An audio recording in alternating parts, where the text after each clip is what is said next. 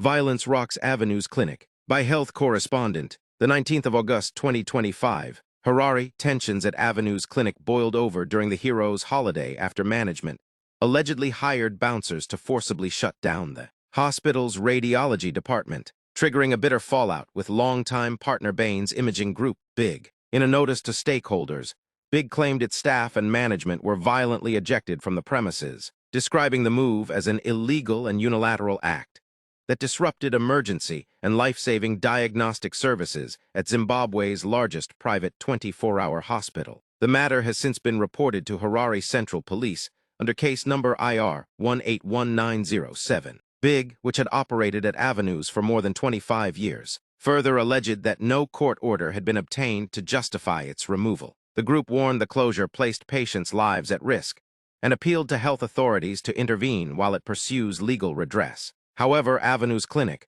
through its investment partner Lechlade Investments, PVT Limited, dismissed the accusations as opportunistic and unsubstantiated. The radiology unit was only closed temporarily for stock take and asset verification following a management change. Services will resume without undue delay, Lechlade said in a statement. The clinic also revealed that BIG's partnership had been terminated in June 2024, with an arbitration process initiated by BIG upholding the termination in July 2025. Management insisted alternative arrangements were in place to continue serving patients during the temporary closure. Meanwhile, BIG said it had shifted operations to its Baines Medical Center branch, where it is now offering 24-hour radiology services. The clash has raised concerns among patients and medical professionals over the stability of private healthcare partnerships in Zimbabwe.